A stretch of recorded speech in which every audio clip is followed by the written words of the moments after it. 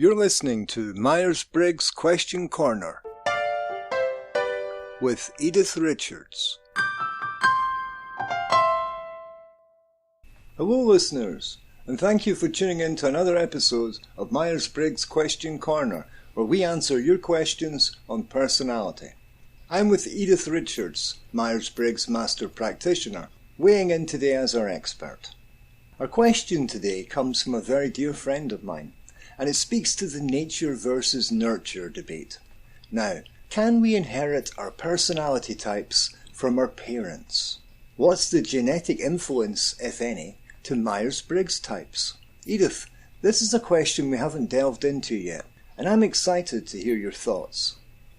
Thank you, David, and really interesting question indeed. I've said before that the theory behind the Myers-Briggs indicates that we're born with a certain personality type, but as humans, we're constantly changing, constantly adapting to our environments. So how our personalities manifest to the world can and does change over time as we change. But I think this question is really a complicated one. It's not valid to say it's either nature or nurture that causes us to be who we are. The fact is that it's both. And the question really should be, to what extent do our genes determine our personality? Yes, far more accurate of a statement there. And I'm not sure if there even is an answer to it. But for me, being interested in science, I'm very keen on discussing this topic. So let me pose a scenario for you, Edythe. Can we think of this question in terms of the family we were raised in? What our parents were or are like, how similar we are to our siblings, and start by looking at it that way? Right. I mean, how often have we heard like father, like son, or she's just like her mother? Supposedly 50% of our DNA comes from each of our parents. And the assumption of most people is that our inherited genetic makeup influences our personalities, at least to some extent. But if our personalities were solely influenced by our genetics, we'd have inherited genes from our ancestors that influence how our personality is shaped. And here's a really interesting question. If our personalities really are due to our genetics, can we be held accountable for anything and everything we ever do? Or is it our great-great-great-great-grandparents' fault? Well, my mind is already going off in several directions based on that one question. But I do get what you're saying. We have to consider the opposing factor, our environment. So I actually believe that regardless of personality type, the parenting style we received in the first 5 years of our lives has the most influence on who we become. Most studies on attachment theory state that the secure or insecure attachment we have those first formative years will greatly determine who we become as adults. And we can see evidence of this in babies and toddlers. Parents recognize verbal and nonverbal signals from infants, and they respond appropriately and in a timely fashion. That's what attachment theory is all about. Infants will develop an insecure attachment if they're left alone or if their signals are ignored. And of course, this causes problems later in life. And to add on to this, as children, we look to our parents or caregivers to observe quote unquote correct behavior. So if we grew up with a secure attachment to our parents, but they were more aloof in their interactions, there's a good chance that we'll grow up to be aloof adults. And if we grew up in a household where both parents worked professional jobs and that was considered normal and a good thing, that's how we'll view gender roles as adults. Childhood provides that baseline to essentially everything we do as adults, though I'm not completely discounting genetics because that plays a role too. And it's well known that babies who are relaxed and easygoing tend to become adults who are relaxed and easygoing, and babies who demand a lot of attention tend to grow up to be attention seekers. And there are lots of families who have both siblings and they're raised the same, but they clearly have different personalities from the start. Edythe, I think you're onto something there. And, as you've said before, personality is so complex that we can't attribute it to something like a simple gene. For example, a gene for brown or blue eyes. I just don't think personality works that way. But there again, I'm no expert.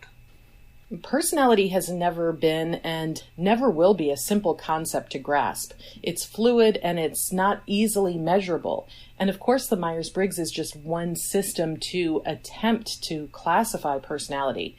And one of the best analogies to describe it is this concept of handedness. Are you a right-handed person or a left-handed person? Most people are born preferring to use one hand, but our environments play a significant role here too. For example, in the past, in some cultures, being left-handed was frowned upon, so children demonstrating a preference for their left hands were encouraged to instead use their right hands. So for all intents and purposes, they became right-handed.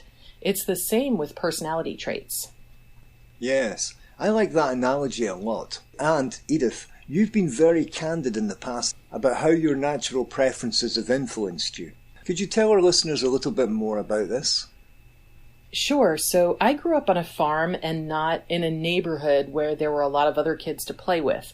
And I remember as a child wanting so much to be around other kids and asking my parents if we could move to a neighborhood so I'd have someone other than my sister to play with. I really didn't like summers much because I felt so isolated, and I was that one weird kid just waiting for school to start again. I wanted to join and I wanted to participate in activities with other people, and clearly I was energized from being around other kids, and these are all qualities of a natural extrovert. Now, another thing is that my mother, who was my primary caregiver, is very introverted. So, of course, I learned from a young age to emulate her behavior. Now, she's an avid reader, but she's not a big socializer. So she encouraged activities that were solitary, like playing piano, horse riding, taking care of animals, making crafts. Things like team sports or group activities were not encouraged so much. And I'm not saying this was a bad thing, because I got to exercise my creativity, and I still think that's one of my strongest traits. But I didn't get to exercise my natural extroverted nature nearly as much. So I grew up somewhat as an awkward, shy child, and it took me a while to come out of my shell. But that also has to do with maturity too, don't you think? Absolutely it does. As we grow and develop, we do tend to become more self-assured. But when I started learning about personality types, it really was an aha moment for me, because it's clear that I learned from my environment to be comfortable in an introverted space. But where I felt and where I still feel most at ease is in the external world with other people, talking and doing things, participating on teams, interacting with people, things like that. Yes, this goes to show how much our environments and our parents influence us. Now, what about your siblings, Edythe? Are they more similar to you or different from you? Well, I only have one sibling, a sister, and she identifies as an introvert. And we were raised in the same environment. We had the same access to activities and other things. So it's clear to me that it's not only environment that plays an issue in personality type. It's also inherent in us. In other words, we're born that way. I can say that I have similar experiences with my own siblings.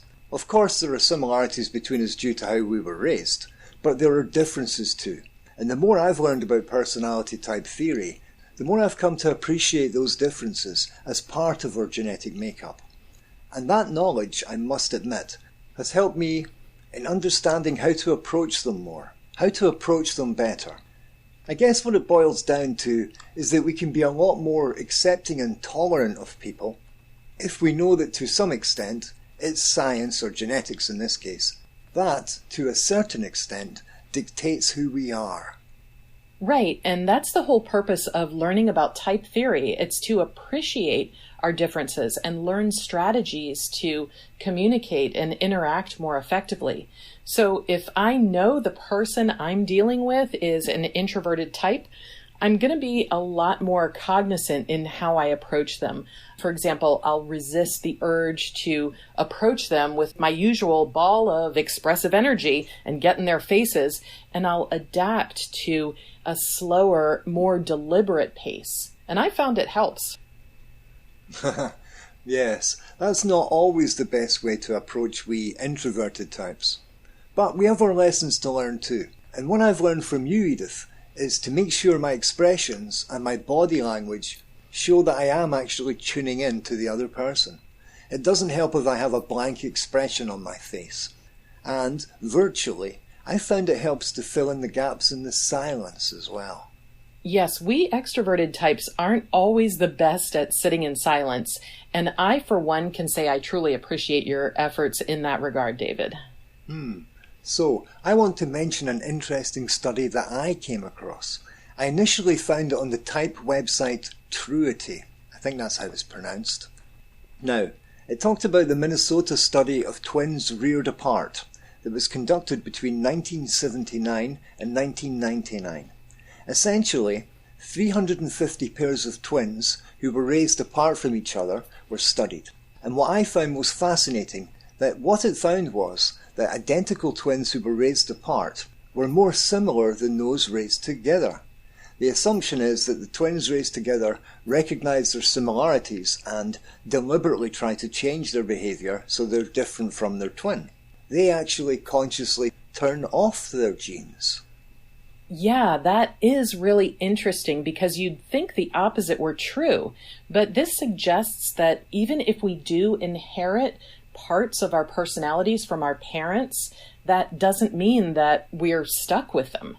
Environment still has a big influence. And as the study indicates, so does our sheer will to want to change. That's really interesting. So, Edythe, we're coming to the end of another episode. And I just want to cite this point as we close out. Research indicates that our personalities change and adapt throughout our lives.